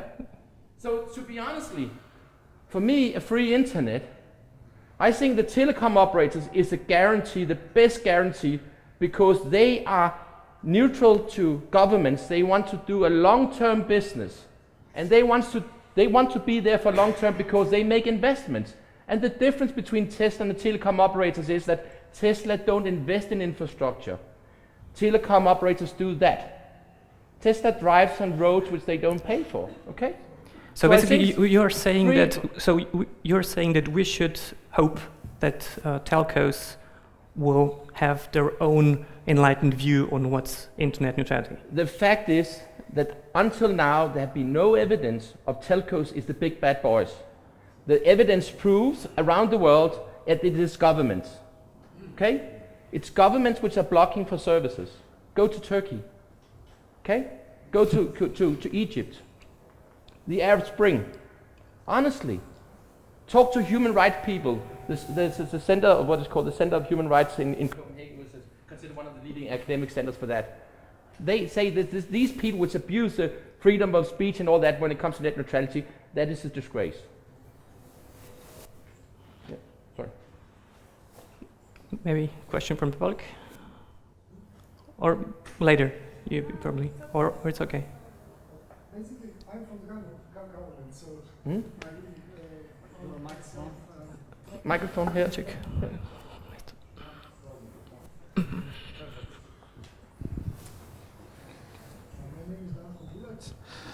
I work for the government right now, and I'm partially responsible for the infamous or famous 203 article of the our law. And since I'm in the internet arena for 26 years now in Slovenia or in former Yugoslavia, I think I'm entitled to say a few words about the internet and about the role of the government and the telcos in the same sense. Some of you might remember things like CBR, VBR, ABR, and UBR. These are 3-letter acronyms to designate the quality of service in the ATM networks. These things existed in the 80s, in the 1980s, long before internet was available in Europe. In Europe, it was available since 1988. Netherlands was one of the first countries that got its internet link. Yugoslavia, former Yugoslavia, got it 2 years later in 1990. And telecoms owned wires then, and they own wires today. Internet happens in spite of telecoms, and today we know there are no more independent internet providers. So basically, I would agree with Jan that telecoms are now trying to find ways to get more money out of the existing bandwidth, trying to mimic QoS on the internet, which they should not do, and that's where government came to their help, to, as Jan said, to help them to not ruin the internet and to not ruin themselves. Because I would agree that governments also have a very nasty habit to mess with the internet, as we know from the Iran, from the China, from whatever country you like to call undemocratic. I'm not getting too much into details. I like to pinpoint, I like to talk only about those that we know are problematic. The problem is that once we allow net neutrality to be broken, and once we allow internet providers to know what is going on their networks, what kind of traffic goes on their networks, it's very easy for the government to say, okay, you're blocking this, you're prioritizing that. Could you please block this traffic? Could you please block this IP address? Could you please block this DNS? This one for the hate speech, this one for the pornography, this one for Mr. Brown, political just one thing. stuff. Maybe just this is to maybe finish, for the second to panel. finish my thought. Before I started working for the government, I also worked 10 years as an ISP. I also led obscure organization called CISPA. This was Slovenian ISP Association. And in those days, we championed net neutrality. In those days, it wasn't called that way anyway. Basically, to try to save internet as it is. We only cared that the network is working and that there is enough bandwidth for the customers and that we get paid our monthly fees, and that was it. And anything else was about politics and about messing with the internet. So my suggestion would be, don't mess with the internet. Thank you.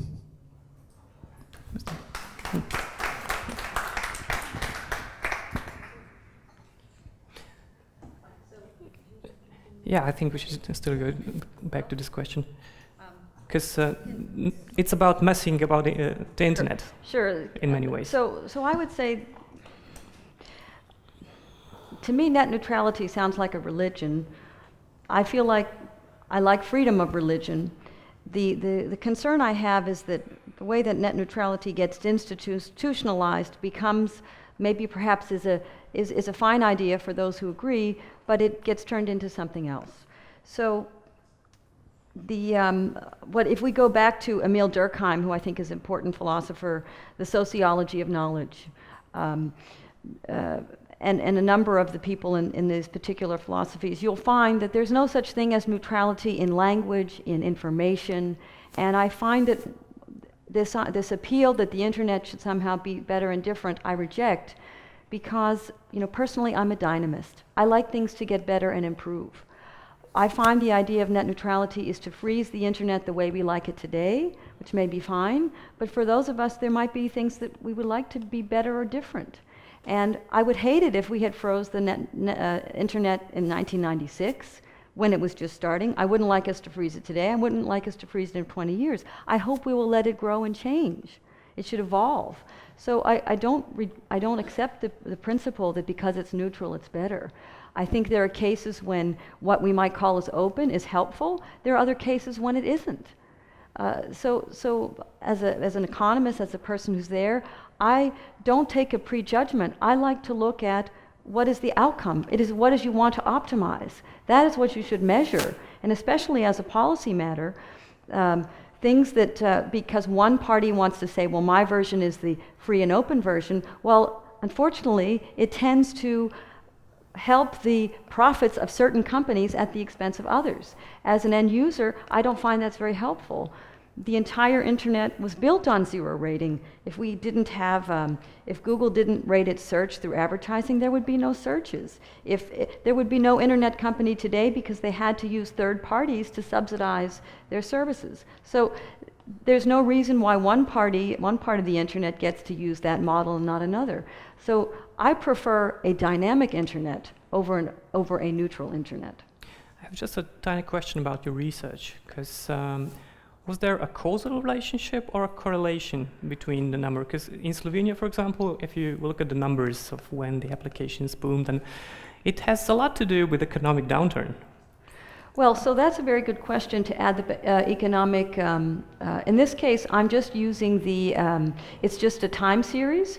It's using data science time series. It's public information in App Annie. So I've just looked at the particular periods before and after the rules. And then what I do is a standard deviation from the amount of apps in the particular country based upon the rules that they have as a district, and the app ranked within the ranking. It's called the Wilcoxon series. It's that particular statistical model. Yeah, because for Slovenia it would be hard to argue, because if you're covering the internet scene, there are other reasons why there are so few applications in the last couple of years. This is performed on Denmark and the Netherlands. So the Slovenian number is just from a report from the apps. So just so you know. Yeah. But your numbers is Denmark and the Netherlands can be compared. Yes, so in this case, when I'm comparing Denmark and the Netherlands because they're two similar countries. The Slovenian information is just a report which anybody can access. Okay. Yeah. Question on that? Question?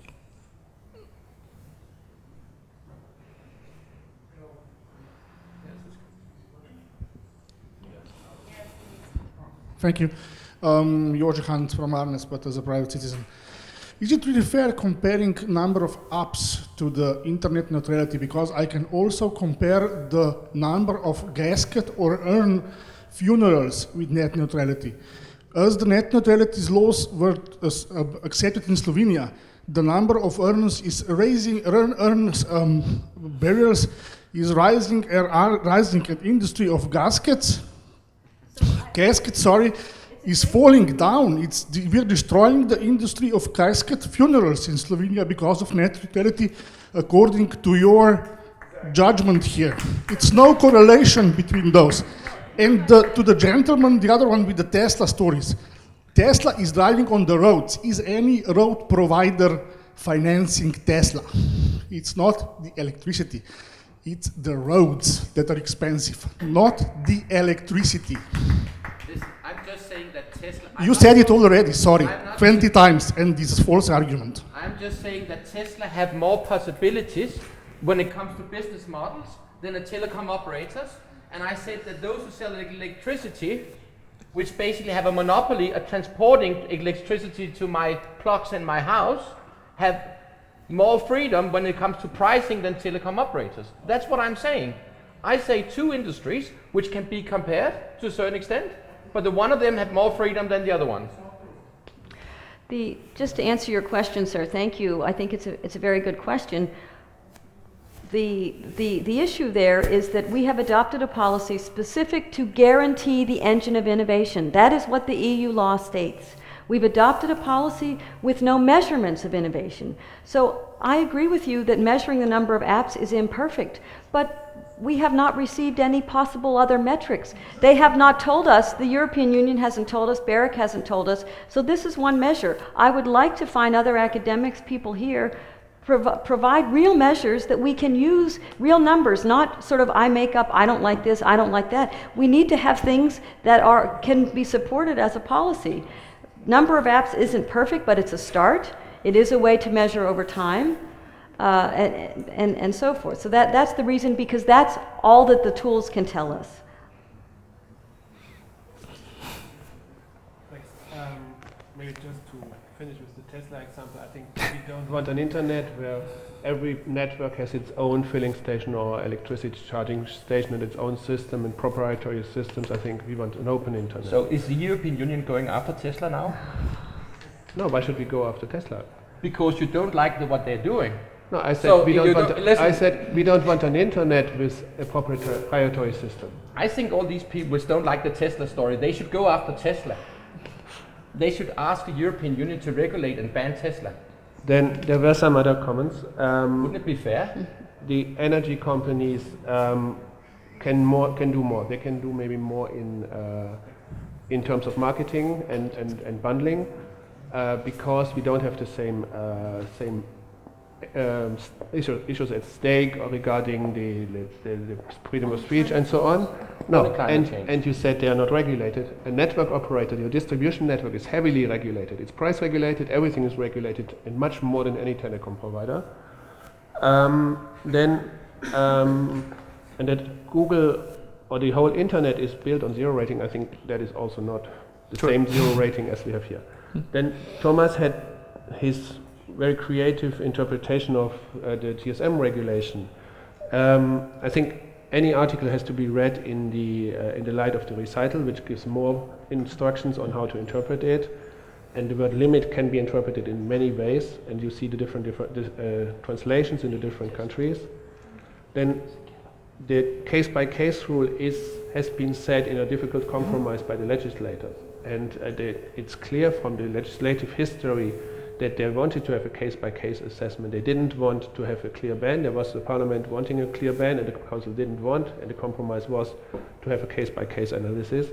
And BEREC is obliged to provide guidelines to give allow a consistent application across Europe. But BEREC has no power to establish a bright line rule. And also the powers of the NRAs cannot be passed on to BEREC to create a bright line rule at European level. And finally, in the Netherlands, we don't have yet a law there. There are two chambers, and the second chamber hasn't voted yet. And in any event, the government is not, or the parliament is not a national regulator. So I think we have to stick to what is in the regulation and can't just interpret as in a way that would be very creative. There was a point on the consolidation that the single market could lead to the disappearance of all the small operators. While we have competition law in place, the European Commission, which is in charge of concentrations and mergers with a certain size, just prohibited some months ago the UK merger in the mobile markets. At national level, you have national competition authorities who deal with that. So I think there are good safeguards against the disappearance of the small operators. I think your initial question was, how do we see the internet? No, how do you see the internet neutrality? The net neutrality. Because basically what you did is, well, let's forget about it, just see what can be regulated and how, and set the caps and limits of how to justify why all the packets are not created equal. Well, I think we did not forget about it, we thought about it, and we want to protect, and there is a political decision by the Parliament and the Council to have, or to want an open internet, and it's to prevent operators from doing certain But that's interesting, things. because Mr. Strand is using the word free internet. You're using the word open internet. I was asking specifically about neutral, because that's what techies... I come to that in a second. Mm-hmm. And the TSM regulation does not oblige any and allow any government to block anything. It is the government or the national regulator which supervises and monitors what the operators are doing, but it doesn't give them any power to block or to intervene. There's a clear statement, for instance, regarding copyright and legal and illegal or unlawful content, that this regulation does not deal with this issue. This is subject to other union or national law. So there is no competence in the regulation for governments to block or to intervene. On the neutrality, there's a clear principle in the regulation which says that there's principle of equal treatment of all traffic. So it is the principle of net neutrality. This principle has been in place, but it was a principle. It has never been a pure equal treatment. There has always been some optimization. The thing which we want to enshrine is that you can do optimization in what is called reasonable traffic management. But that cannot go to the detriment of the other traffic. So you can prioritize a voice call over email, because the email is not heard if it arrives some milliseconds later. This is now in the regulation, but this cannot lead to blocking, to slowing down, or to discrimination of any other content. And this is similar to the US bright line rules that you can't block and throttle and so on. And there are only 3 exceptions to this blocking ban and this discrimination ban. And they are, I think that everybody agrees that if there's a legal obligation on the operator to block for certain reasons, if a judge orders that is copyright infringement or this is child pornography, that this should be blocked. Then the other thing is if there's a threat to the security of the network. And the third is if there's exceptional or temporarily limited congestion. I think these are clearly defined and exhaustive exceptions, so they are, and which are necessary. But there is no possibility for member states or for operators to go beyond that. And the last point on the specialized service, so the quality of service provision of certain services, these services can be provided if there is no detriment again to the internet, so to the neutral or open internet. And this may lead to additional capacity and additional investments, because if a provider wants to provide a service with guaranteed quality. Normally they sell it either to a business customer or to a content provider, and so they have an incentive to invest. And of course this common infrastructure can be used also for the open internet. So there can be a win-win situation with these specialized services. Maybe I could add here one interesting example from Slovenian telecommunication history, because that's what also gives you some specifics on why we have such, let's say, we're so sensitive about zero-rate services. Because 20 years ago or something, when the internet was at the beginning, you had to dial up to actually access to the internet. And the state telecom was the only one who offered a special number where you could have a subscription for the internet, and you wouldn't need to pay for the phone impulses. I mean, pay as you browse. This same service was not allowed or given to any other operator, and as Mr. Marko from telecommunication operator says, that they are now waiting for the courts like 1.5 years in order to process and to decide what about this. It also happened back then, so you could complain why the state telecom is doing this, but of course you would run out of business before you could go through the court or something, and at that time it had a huge impact on the adoption of internet. So their own internet service provider has a huge advantage over quite a lot of time. So I think that this is the context where this question becomes more important, and why there is some fear that such service could be misused for getting unfair market advantage. May I say something regarding that? What you're saying is not something you need special legislation for, because that can be handled by competition. Sure. Yeah. But you have so to. that's abuse of dominating position. Okay. Sure. And that's one thing. And the second thing is, who did that? The owner of that telecom operator was the government, which we now believe should be the guarantee of a free internet. Okay. Sorry.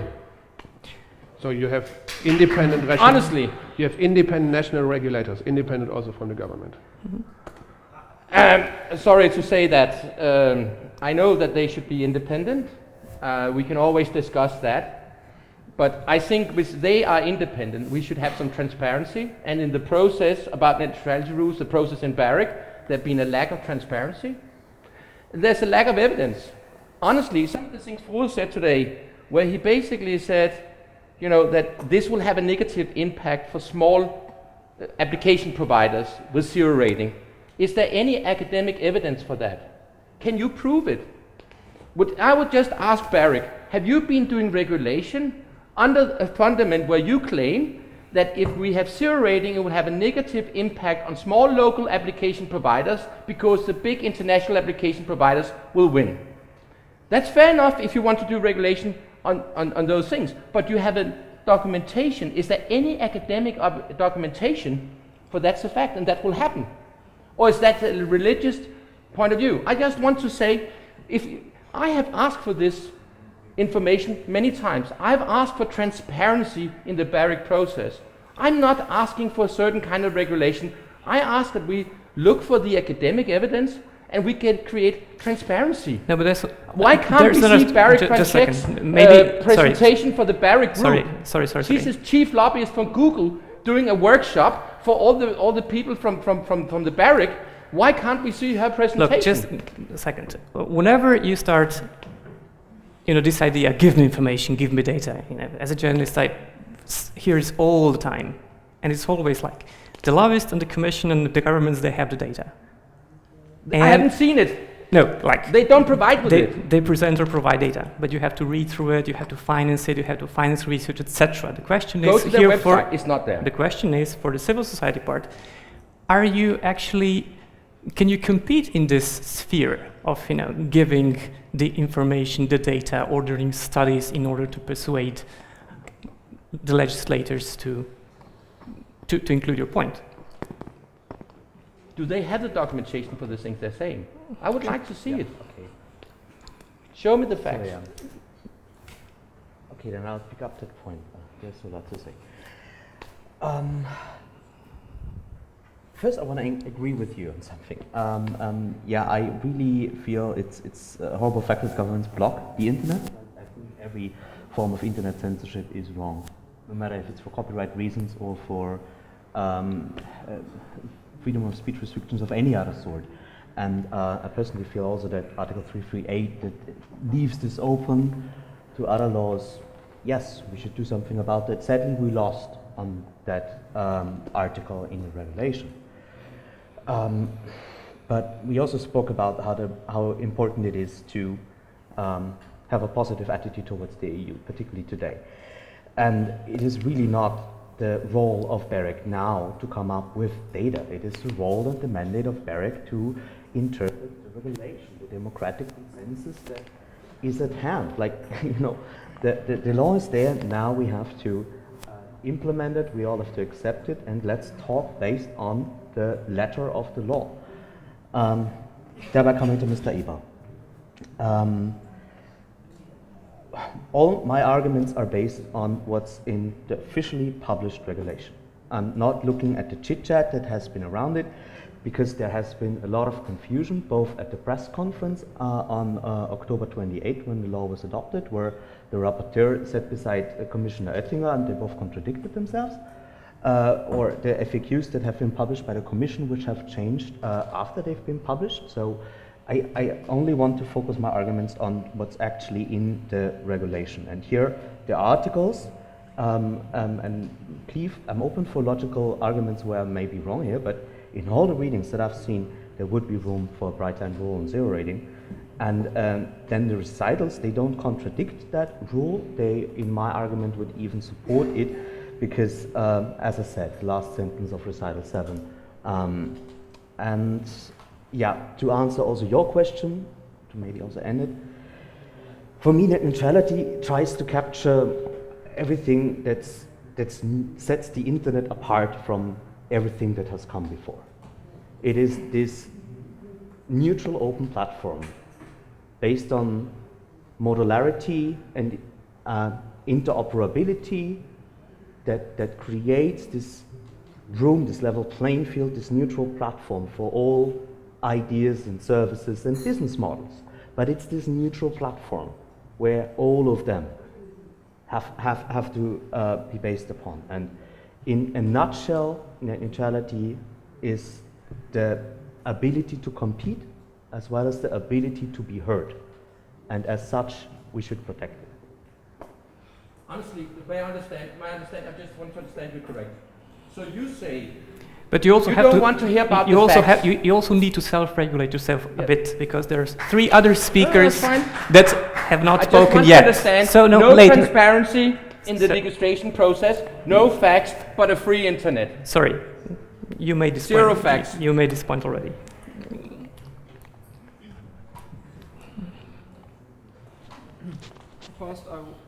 First, I want to say I'm not representing BEREC here. I made that clear when we started the discussion. I'm not representing BEREC here. Turning to the question from the moderator about net neutrality, what does it mean? From a technical point of view, it means application agnosticism. It means all traffic should be treated equally. There are some modifications, some exceptions to that, which we will discuss in the afternoon, so I will not go into those details.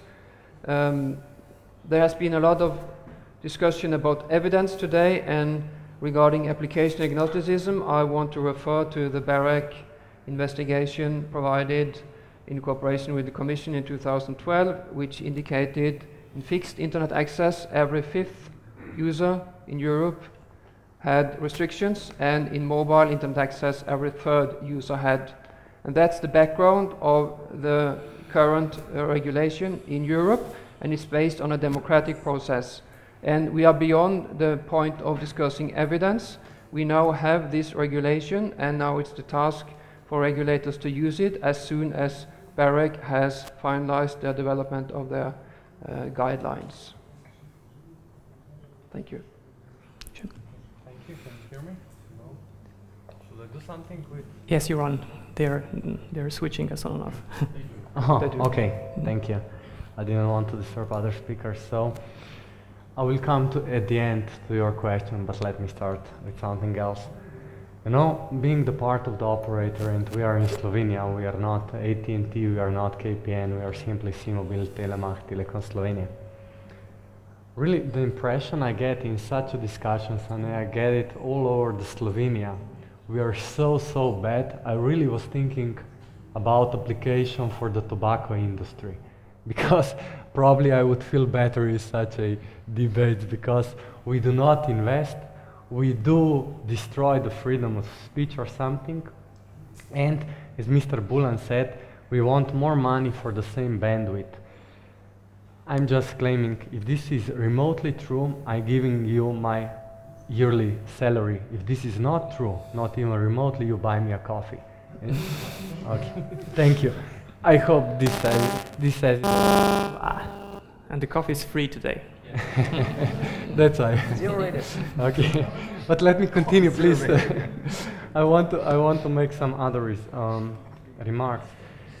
As always, the devil is in the detail, and the road to hell is paved by the good intentions. Let me share you with one story.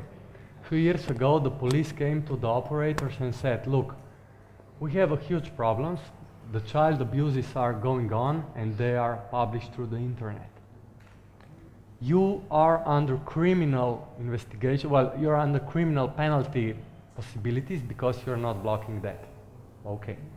And we are discussing, please guys, what do? We really don't want to this. We really hate it personally, not just an operator. And they said, look, you're not want to do this. We said, look guys, please just discuss also with the ministry about the net neutrality, but nonetheless, I will go today to my board and I will demand that these child abuses sites, which would be sent by the Interpol, not by us, by Interpol, we will do it. I pledge to our board, look guys, you will get the penalty, but look, you all have the children. Let's stop this one. We send the mail to the police, including all the operators, the ministries and so on, also the NRA, and we said, we will do this, tell us what to do. We don't give up about the penalties. We will not do anything else about the net neutrality, but we will block this.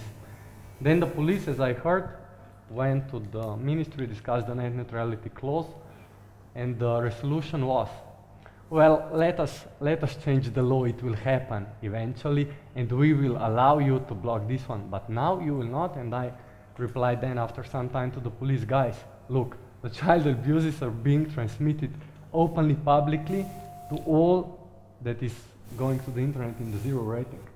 They said, look guys, we take a step back, we will not do it because the law on the electronic communications is not allowing us to force you to break the law. So, once again, the devil is in the detail. The road to hell is paved by good intentions. So, I do not understand net neutrality is any other thing, and I'm from the politology sciences. I do not believe in ideological 0-1 solutions. I do not believe in white and black stuff. I believe in the gray zones, and we should all talk about these gray zones and discuss that all the stakeholders should find its interests, vital interests in it. Somebody says today, I believe it was Jan, we are investing in networks. We are enabling the Slovenians. All the three operators which I'm presenting today are enabling internet for more than 80-90% in Slovenia. We do invest. And it's again coming back to the bad operators, you know. We do not invest, we are bad and so on. But 2 years ago we had a spectrum auction where there was no problem from the state that we paid to them 150 million euros and that we are investing for 30, 40, 15 million euros just for the mobile networks. So I believe in net neutrality, I believe in the equal treatment of the internet, but let's discuss the details and let's find in it some compromises that will be good for all the stakeholders, not just for one instead of the others. So, thank you. Jan and Domen, then we probably have to conclude this part. Okay, can you hear me? Yes, okay. Later. So, I'm observing that, you know, best effort principle is clearly quite nice, because whoever is louder can generate more traffic. Right? Okay, let's talk about fairness. Right? Yeah, that's true today. Let's talk about fairness, right? Network neutrality for me is all about fairness. And fairness does not usually mean, sometimes it's always a right thing to do, but sometimes it's not, right? Fairness is all about fairness by itself. And let's be fair on the internet. And as my colleague here said, let's give to everybody the same opportunity on the internet. The internet is all about the permissionless innovation. If I invent a new Skype or a new WhatsApp or a new whatever, I send you the application, I send you the URL, and all we four of us can start communicating. I don't want to go back into the state where, for example, an operator is running a big CGN and breaking all the stuff, and then I would go and call my operator and say, oh, dear operator, I just built a new application. I just built a new protocol for talking to each other.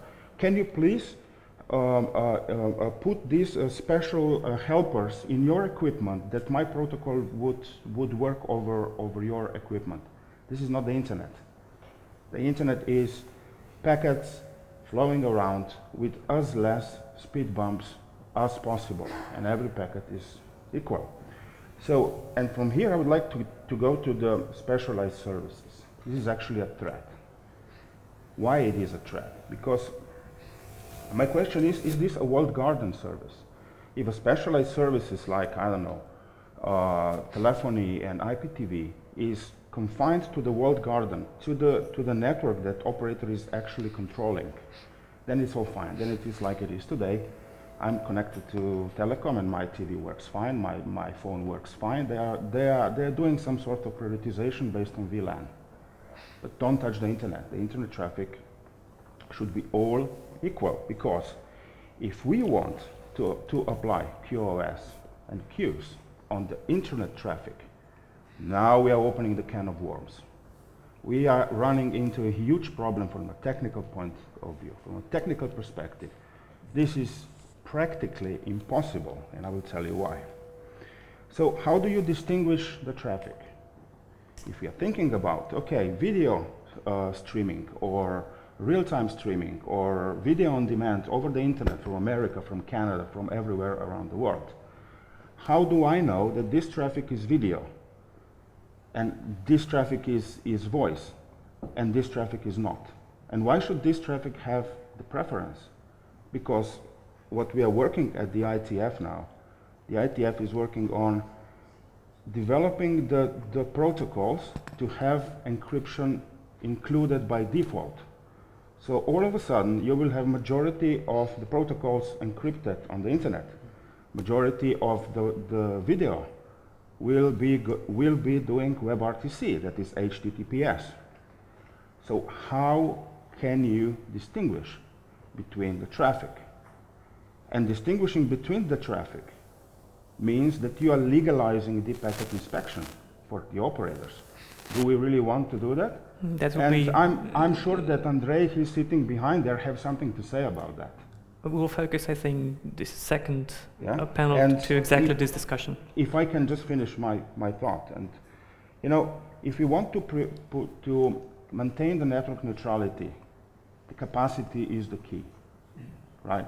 If we have enough capacity, there is no need for QoS, there is no need for differentiation.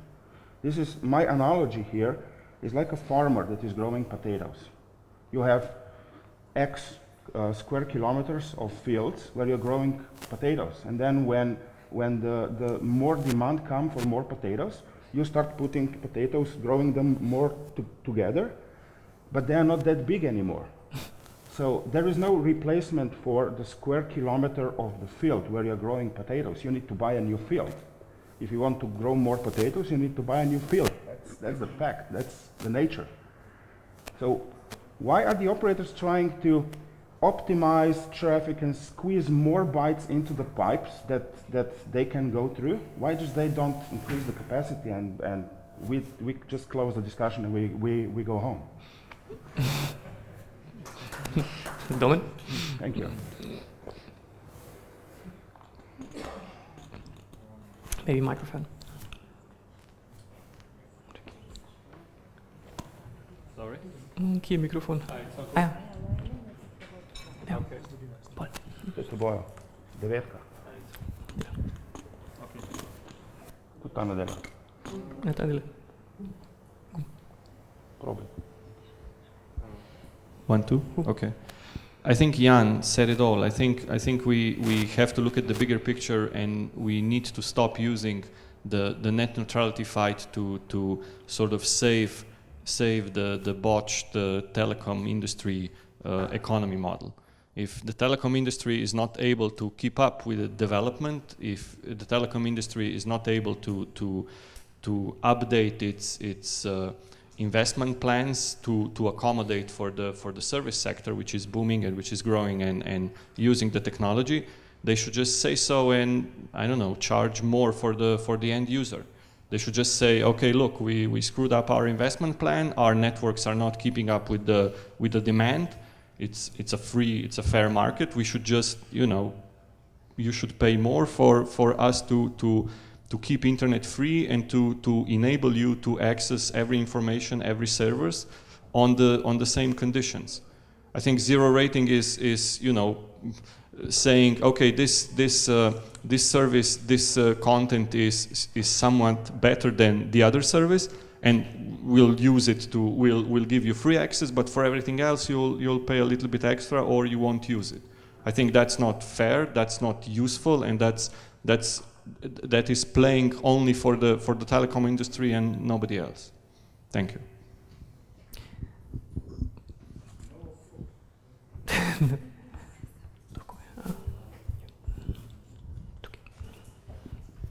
Hello, my name is Jan Schmidt, I'm from AKOS. Allow me that I'm going a little bit into virtualization, but it's, let's say, very common for us in that group. It seems that we have today two groups sitting together. Probably Katja, it's sheriff. And one group, it's, let's say, in favor of so-called Wild West, and another group, it's in favor of, let's say, community of all equal. And it seems that the two groups now trying to say what approach is better. Wild West say, giving the gun to most powerful guy, it's the, let's say, ground for the equal to be all equal, but I don't see in the world that it's happened anywhere, that things. On the other side, I fully agree, unfortunately, with Rosalie. Wild West, it's much better for the business than all equal community. So to bring these things together and always business, it's what it's bring prosperity, and that it's questionable. But both groups have something in common. They don't want sheriff. Sheriff, it's not good for Wild West, it's not good for community of equal, but do we need sheriff? Do we need to survive for the future? And what Europe want Wild West-like approach, what all equal community, or something in between? Thank you. Maybe we should just conclude now here to get some boost of free coffee and sugar and other stuff to keep you motivated and alive and awake for the next part.